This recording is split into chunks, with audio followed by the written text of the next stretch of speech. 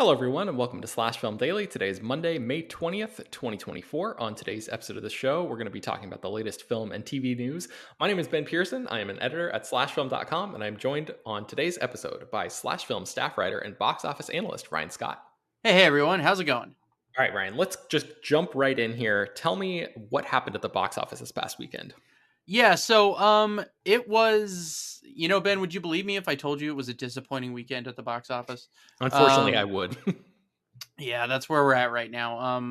Yeah, you and I had a conversation at the end of last week that was like I had sort of been speaking about things in a way that was like maybe, and you're like, no, I think we've arrived at the point of it's happening. Just we need to make our peace with it. So John Krasinski's If, which is a big family-friendly animated movie, CGI animated live-action hybrid movie, uh, topped the box office with $35 million domestically. Not bad for an original family-friendly type movie. It also made $24 million internationally for a $59 million worldwide launch. The problem is the movie cost $110 million to make. Certain tracking had suggested it could go as high as 40 million, which would have been a little better, obviously. Um, but yeah, it's okay. It's kind of in the same range as Free Guy, which opened at $28.3 million in August of 2021 under pandemic circumstances. That movie went on to make $331 million worldwide. So if can kind of hang around, do some international numbers, it could wind up in a similar range, Mhm. assuming Paramount keeps it in theaters long enough to allow for that to happen. Which would mean the movie itself would be okay.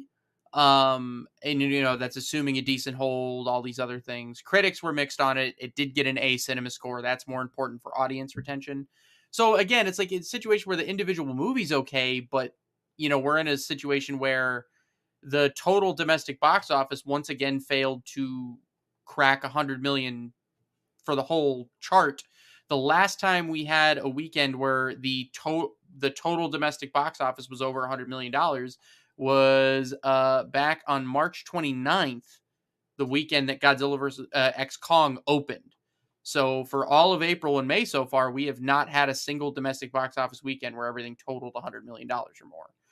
That's the problem. So if, despite being an okay-ish opening, not doing a lot to help the broader cause here. Yeah. Okay, so I guess, are there any other takeaways from If that you can glean from these numbers?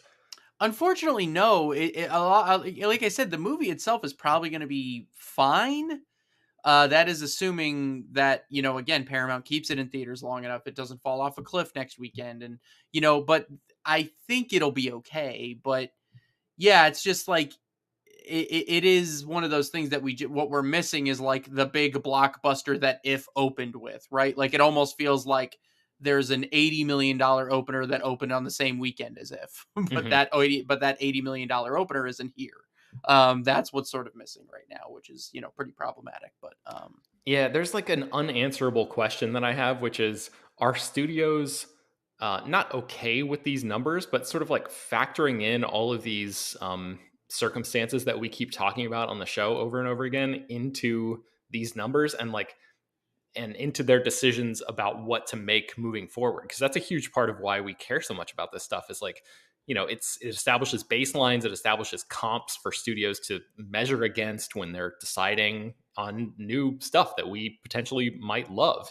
So I just, does this say anything about the about Hollywood's willingness to make sort of family-friendly live-action animation hybrids? I don't know. I mean, like I said, it seems like it's sort of an unanswerable question right now, it unless is we a got. little bit, but it does. I think that depends on the long tail of this movie. I think if this movie gets to, let's say, it gets to 300 million worldwide, I think that's enough for like Paramount and other studios to be like, okay, like with the right concept, we can totally get there. Because I think like this movie was probably made based on the idea that Free Guy did well.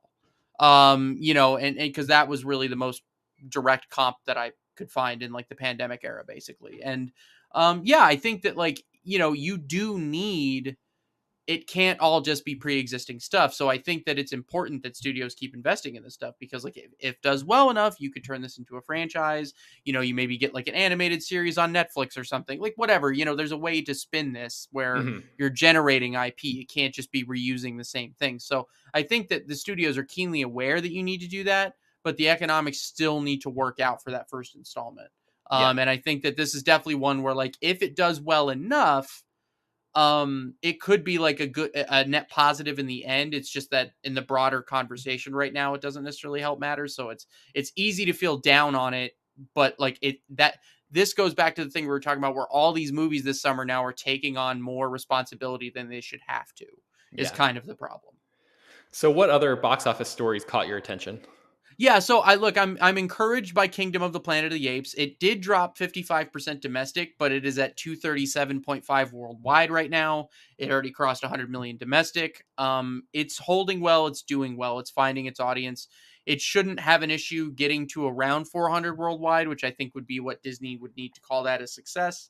And I think that could be a launching pad for the next installment, which I believe could be a breakout sequel depending on how that goes. So I continue to be encouraged by that.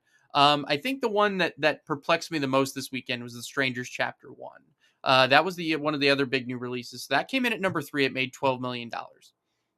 For those who don't remember, The Strangers was a home invasion horror movie directed by Brian Bertino back in 2008. It has since become sort of a home invasion classic of the genre. It was a solid hit in its day. So the idea is Lionsgate made 3 of these movies, filmed them all at once under director Renny Harlin. And so, as the title Chapter 1 implies, this is the first chapter of a 3-movie series, all of which will hit theaters within the span of a year. A little less than a year, I believe. So this movie on its own terms did okay. It made 12 million domestic against a reported $8.5 million budget. My assumption with that budget is that it was like probably a $25 million budget for the trilogy, and so you just divide that up. Mhm. The problem is it got a C cinema score. It has a 13% on Rotten Tomatoes. Nobody seems to like this movie. Like, even like Jacob liked it. He talked about it a little bit on, I think it was Friday's episode. But yeah, he seems like the lone voice in the crowd that I've heard anyway. but even Jacob wasn't like effusive about it, right? Like, Jacob was Right. like, it's fine. And I think like what a lot of people are saying, if you've seen the original Strangers, it feels incredibly redundant. I do think that there's a percentage of the audience that might not have seen that movie. They might think this is a prequel. I don't know. But so I think, like, taking on its own terms, this movie seems to be doing okay. 12 against an 8.5 budget is fine. But you're relying on retaining that audience for Chapter 2 and Chapter 3. And I think all of the metrics we have right now indicate that's going to be difficult. And the other problem with, like, you're not just investing you're not trying to pay for a $25 million movie. You have to market 3 different movies, and each marketing campaign is expensive. So I Mhm. think that's where this gets tricky. Um, it might help if Chapter 2, like, the reviews are much better, and like maybe, this trilogy hits its stride in the second and third chapters, but that still gets tricky to convince audiences that were turned off by this one to be like, okay, let's go give the second one a chance. So good that we got the $12 million out of it this weekend. Kind of bad for the larger picture, unfortunately. I have to wonder if Lionsgate knew that this was going to be more of a VOD play for them than a theatrical thing, and they just did the thing that you've been saying, for years, which is like put your movies in theaters regardless, and like just make whatever you can there, and then make the majority of what you're going to make or whatever on video. That seems like sort of something that the Lionsgate folks would be doing right now. Does that seem like it would come out of their playbook at this point, given what you know about them? The Lionsgate is good at making money. I'll say that much. Like, they're good at they're good at. Let me say this: Lionsgate is pretty good at not losing money. Like, even like these big flops they've been associated with, they only have like a nominal investment in a lot of those movies, so they're not like losing their ass on them or anything. And I think with a trilogy like this, the people that are into it down the line, of course you get VOD rentals. Uh, and I think that is built into this specifically, right? Like, let's say when Chapter 2 is coming out, there are people that are like, oh yeah, I want to get caught up with Chapter 1, so they VOD it, they whatever. There's money built in there. People that like the whole thing, eventually down the line, you get a Strangers trilogy box set. You get Hmm. and Lionsgate has a very good home video business. So, I think that's absolutely built into it. I just think it's maybe not going to be the home run theatrical hit that maybe like they hoped it could be. And we're still left in a situation where 2024 has not had like an outright breakout American produced horror hit like we've had in the past couple of years. Hmm. Eczema from South Korea is close to 100 million worldwide, so that's great. But we've had like Night Swim remains the highest grossing horror movie of the year, I think, at like 54 million American produced. So we don't have that Black Phone, we don't have a Smile, we don't have a Megan this year yet. Yeah. And so that's really where things are starting to be noticeably like, iffy. So yeah, that's kind of that's what I think this highlights, is where we're just still missing what we had the past couple of years to lean on. So I don't know how many other box office things that you had sort of lined up. I did want to talk briefly about the Fall Guy, and I don't know if that was something that was on your list to discuss here. It is, and for different reasons. For people that haven't heard, the Fall Guy is about to go to VOD tomorrow already, and this was just after its third weekend in theaters. So we're looking at a situation where a movie has been in theaters for far less than a month, like just over 2 weeks or 2.5 weeks, a big budget blockbuster, and it's going to VOD already. I have a lot to say about this, but first and foremost, The Fall Guy in its third weekend made $8.45 million domestically, dropped less than 40%. Its audience hold has been good. So I mean, I understand it might not make the money that Universal needed it to make, but it also is still pulling in an audience, and you have retention there. Word of mouth seems to be good. So I am very frustrated by the concept that Universal was just hitting the panic button and putting this on VOD already. Because Yeah, I let's think let's recreate a conversation that you and I had on Slack earlier today. So yes, you basically mentioned that exact thing. You were disappointed. You're like not happy with the fact that this movie is coming to digital already.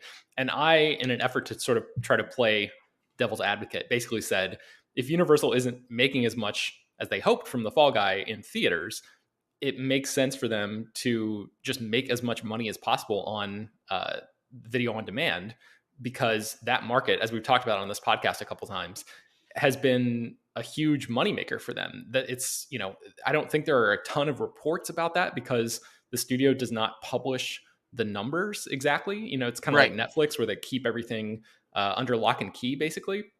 But we've talked about that before, like the PVOD, I think it's called the PVOD Yeah. numbers. The market for Universal specifically has been really really good. Like The Northman, for example, the Robert Eggers movie did not do very well in theaters, but apparently was like huge on PVOD. Yeah, So that's what they tell us. Yeah, yeah, yeah, because that's the exactly, problem. right. There's not a lot of transparency there, but like there was a big report in the New York Times last year, almost exactly a year ago, that Universal has made about $1 billion from VOD since the pandemic. So over like a 3-year span, that's a lot of money. And the thing with VOD is, as we've talked about, is that um theatrical, the cuts about 50% between the studios and the theaters. VOD, it's closer to 80% Right. that the studios keep. So there's that. So I'm not arguing against VOD. I think it's nice that we have that window there, because that sort of helps fill the void where, DVD sales have dried up. I don't have an issue with that.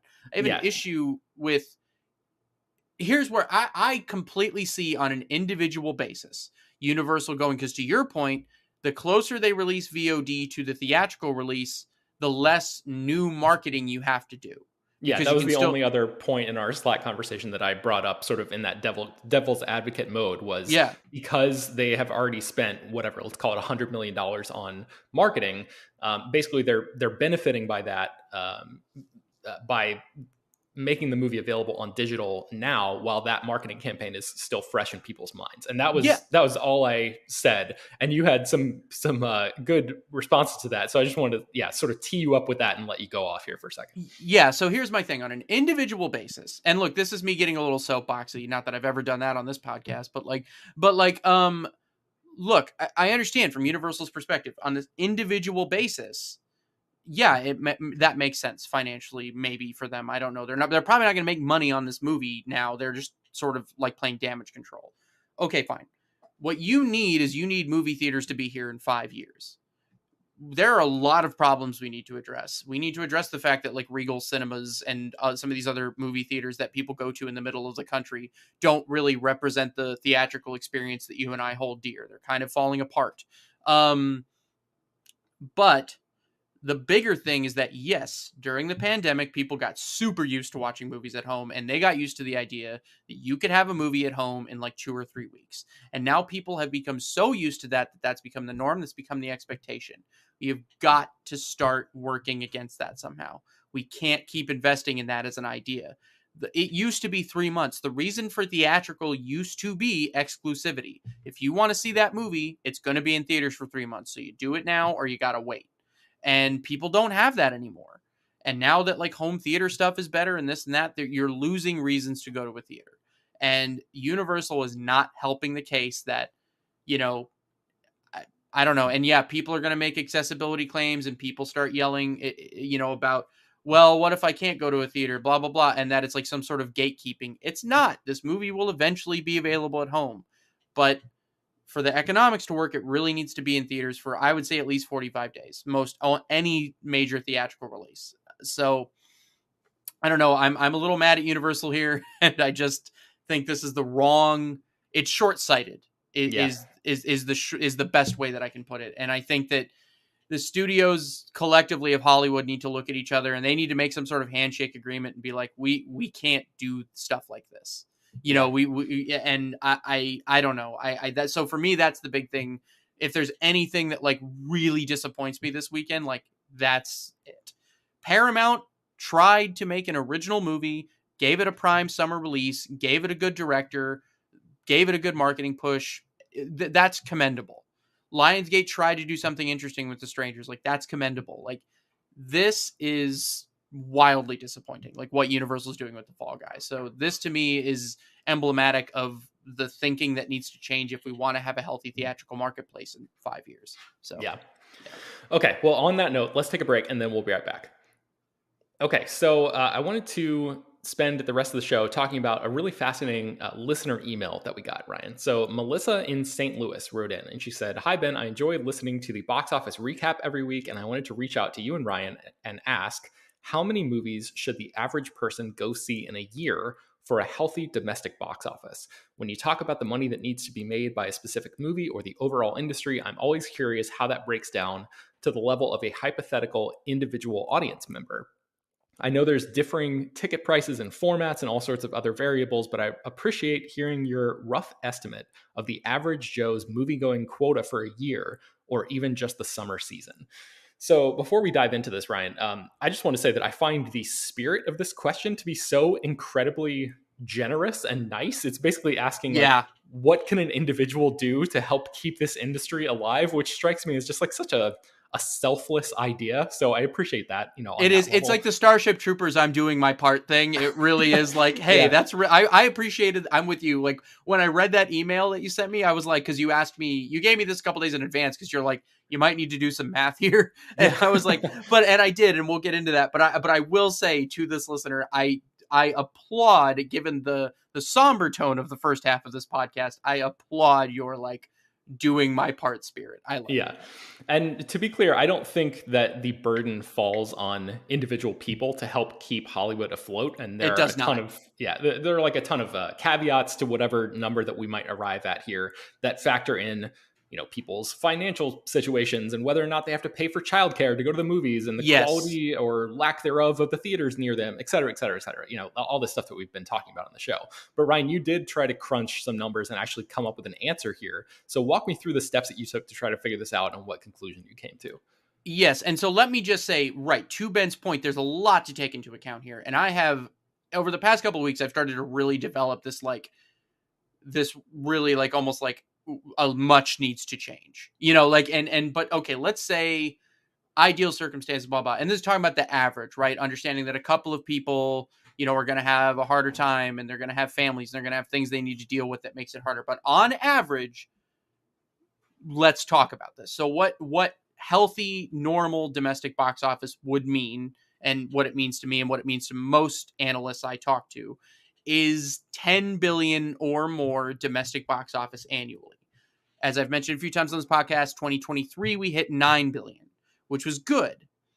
And that was still well below pre-pandemic normals. So, 10 billion has been that number that a lot of us have been looking at. Like, can we get to 10 billion again?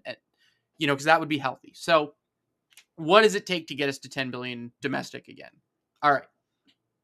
With the numbers I have, with the best numbers I have available, the current average ticket price in North America is $10.78. That's average. In some places, it's much more than that, like Tuesdays or discount days where it's much cheaper, but average for the whole year at 1078. That's the best number I have available. The census data that I'm working with, there's around 331 million people living in the U.S. Currently. Based on some numbers from Statista that I found, about 82% of people go to the movies at least sometimes. Now, a lot of those people, it's not frequent, but so we're just going to basically work with the idea that let's say 80% of the people going to movies. What is the average number of time that roughly 265 million people need to go to the movies to get to 10 billion? Does that all check out? Does that make Yeah, sense? yeah, that makes sense. I'm with you so Oh, far. okay. And so what I came to was using that rough math. If we say 80% of the people living in the US, this is accounting for families, all that, I'm just assuming that in that number, you're going to have people bringing kids, whatever.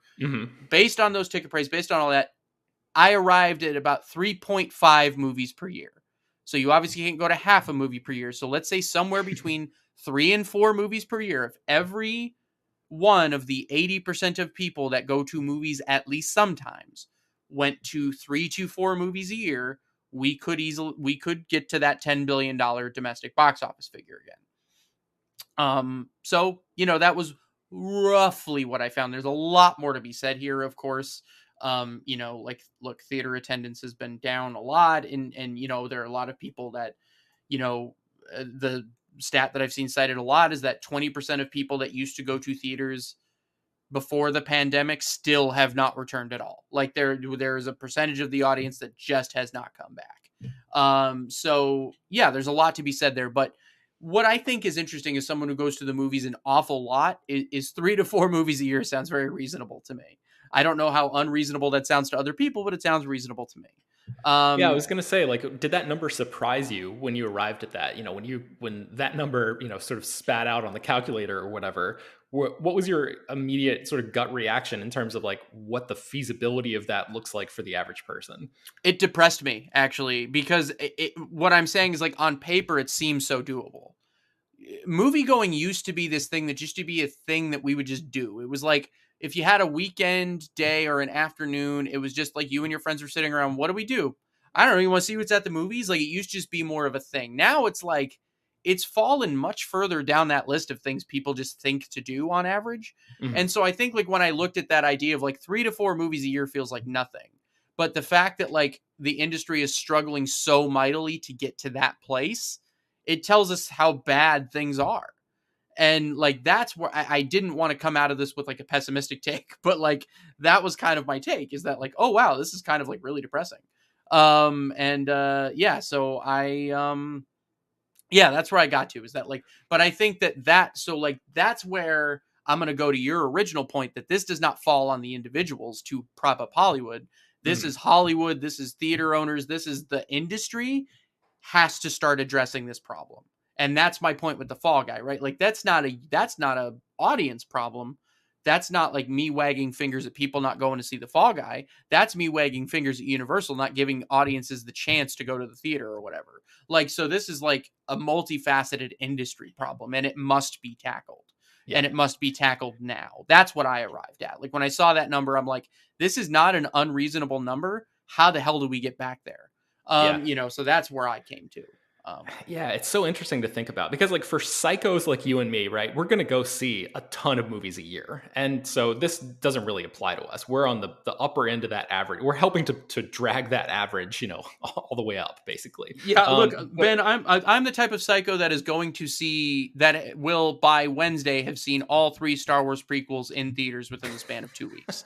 I didn't need to see Attack of the Clones last week, but I did. That's what I'm doing. Like that's me doing like that. you're right. That's psycho behavior. I'm not asking people to do that. Yeah. Like, So like, with the caveat that, most of the stuff that comes out in America, we are either going to go see if we're interested or going to go see for work or whatever. I'm wondering if you think that like the studios are providing enough reasons for these sort of on the fencers, let's call them, these people who may or may not be willing to hit that 3 to 4 movies a year threshold that we've established. Do you think the studios are actually providing enough reasons for people to actually hit that number? Like, I know we can say, oh man, it's kind of depressing that people won't go see 3 to 4 movies a year, just because the culture has changed so much from when you and I were growing up. And like you said, movies used to just be a given basically in your media diet. You would just go to the theaters all the time. But now that we're in the stark reality of this sort of, I don't know, post the beginning of the pandemic period where the behavior has changed so drastically, when you look at the cinematic landscape right now of the movies that are coming out in theaters, do you think studios are providing enough reasons for people to go 3 or 4 times a year? I think they're trying. I think like the idea that like I've looked at like this summer slate and I'm like, we actually have, if you look at the movies that are coming out this summer, there really is something for everybody. Like, and so okay, let's look at this weekend as a microcosm. If a family friendly original, which people keep saying they want original things and then they don't Hmm. show up, and that's a whole other thing. But like, all right, so a family friendly original movie starring Ryan Reynolds, big stars, there's that. Okay, so that comes out. Kingdom of the Planet of the Apes, big franchise blockbuster in its second weekend. The Strangers, a slasher horror movie, franchise horror movie that's like a summer staple, right? The Fall Guy, I know it's a franchise, but ostensibly like an almost original, like Hmm. big budget rom com. Challengers, the sexy tennis movie, like an original thing. Back to Black came out this weekend, which we didn't get a chance to talk about. The Amy Winehouse music biopic didn't do particularly well, but it's there. You have the Blue Angels, even, which we didn't talk about, which is like that documentary that J.J. Abrams produced about like the flight. I don't know a lot about it, but like that was on 227 screens. Civil War is still floating around out there. You look at the movies that are in theaters right now, there is something for everyone. Hmm. So I think Hollywood is trying. I think marketing to people is hard. I think reaching the right people is difficult. I think there's a lot of things, but I do think they're trying. I think the heart of your question lies at like what are the reason, right? Okay, well, I think exclusivity used to be the reason. People know Challengers is going to be on Prime Video in a few weeks. People know The Fall Guy is going to be on VOD tomorrow. Hmm. Like they know that Disney movies are going to be on Disney Plus. Like we have trained people to just understand that exclusivity isn't a good enough reason anymore. And then again, like some of these other people, it's expensive. I think like the other problem is that like is the reason good enough to justify that expense? And I think for a lot of people it isn't. So that's another question that needs to be addressed entirely. But yeah, I think like that's where it all gets complicated. But I think if you Yeah. just look at straight up like the movies we're producing, are we giving you enough of a reason? And I would argue that Hollywood is at least trying. Hmm. Like they're not just leaning on Marvel right now. Like there's a lot of different stuff coming out. And Right. so I think, for a guy that loves movies, like I even look at this, like even just like what is available in theaters right now, I'm like, hey, that's kind of an impressive, nice little slate of things that people could go see. So I don't, I mean, it's a matter of like people. I just still can't even tell you how many times I talk to just people that don't do this that are like, I didn't even know that came out, or I don't even know what that is. Hmm. Do you hear stuff like that regularly from people that don't do this? Yeah, and it's kind of a bummer. But I was reading, I think it was an interview in Deadline with Tom Rothman, who runs Sony right now, and he was Yes. talking about the marketing campaign for Anyone But You, which ended up, it started out slow, but ended up being like a pretty decent hit, right? Is that how you would categorize that movie at this point? Anyone But You was a huge hit. I A would huge hit. categorize it Okay. as like a huge hit relative to it, but like an absolute like that was like elemental level of like shocking. Yeah. Okay. So I think this is the movie that he was talking about, and I think you read at least part of this interview too. So correct me if I'm wrong, Ryan, if I'm speaking out of turn or whatever. I think he was talking about this as the movie that they basically did not really do a ton of advertising on that wasn't digital. Like he basically like said the advertising campaign for this movie, we met people where they were. We knew this was a movie that was aimed at young people, and so it cost way less for us to market this movie because we bought a bunch of digital ads, and we were marketing on TikTok and all these, all the places that kids are and younger people are, instead of just carpet bombing TV with TV spots that people would either fast forward through or not even be paying attention to in the first place, which is how so many movie studios still do things now. So I thought that was really smart. And when we're talking about the reasons for people to go hit this number, because my takeaway was the same as yours. It's like I look at the landscape right now and I feel like things are actually looking pretty good, and it seems like a pretty good year for movies, even though we're at May 20th, and like this is supposed to be the period where I kind of like lose my I fall out of love with the movies a little bit because because of all the stuff that comes out in the summer. It just becomes depressing, and you're like, oh god, like Transformers 9, are we still doing this or whatever? Man, this is where you and I just flip flop. This is where I'm just like rubbing my hands together and I'm like, let's go, baby. Like this is like where... once the the fall season comes around and everything, and like the quote unquote great movies start coming out, and then my passion is sort of re-energized. What I'm saying is that has not happened to me yet this year because of things like Challengers and because of things like The Fall Guy, which are like on paper Challengers should not exist, first of all. So I'm glad that it does because I love that movie. And like Fall Guy should be way worse than it was, but I loved that movie. So like, I haven't been jaded yet this year, really. And, we're still in the early days of summer. So that period could very well come, just a couple weeks from now or whatever. Sure. But anyway, just like I found it to be a really healthy sort of scope of what's going on there. And then, getting back to, are the studios providing reasons for people to come? That interview with Tom Rothman in Deadline, where he's talking about Anyone But You and the digital marketing and stuff, made me think like, okay, maybe more studios need to be thinking this way in terms of in terms of like eventizing, right? That's the thing that everybody always says. You've got to give people reasons to come out and make your movies feel like an event. And I don't think that's really applicable across the board for every movie. It just doesn't make sense that every movie is an event, because if every movie is an event, then nothing is an event and it doesn't matter, right? But I think I'm with you. It can't be that. Like that can't be the answer. Yeah. So I don't know. I was just thinking about that in terms of like all of these issues swirling around that we've been sort of dancing around and talking about directly today. All of that is sort of floating around in my head here. And I appreciate Melissa's question, because it got me thinking about all of this in a sort of a more macro way than I usually think about it. So I don't know if you had any thoughts about the marketing aspect or anything like that. But. Well, no, and I think that's one of those areas, and I'm with you. That question really did get my gears turning. And also, I will say, for people that are into this stuff and want some behind the scenes, that interview with Tom Rothman in Deadline. Now, look, Tom Rothman is not a guy that like has always deserved a lot of pats on the back, but like that interview, I've rarely agreed with a Hollywood executive more in my life. Some of the stuff he said in that interview got at the heart of things that I really feel, and that seems like a guy that really wants to fix this stuff. I'm gonna link to it in the show notes so people can read it if they're interested. Yeah, so like another good example of what you're talking about, where like not everything needs to be an event. Tarot is a horror movie that came out 3 weeks ago, same weekend as The Fall Guy, a movie we've talked about very little. It was an $8.5 million movie, just like The Strangers. However, it has made $15.4 million domestic and $14.5 internationally. It's about to be a $30 million movie. And Sony only marketed that digitally. No billboards, no TV spots, nothing. So the marketing campaign was very minimal compared to what a marketing campaign normally would be. And that movie's going to end up making Sony money. Is it going to be a ton of money? No. But because they knew who to market that to, how to market it, and it didn't have to be an event.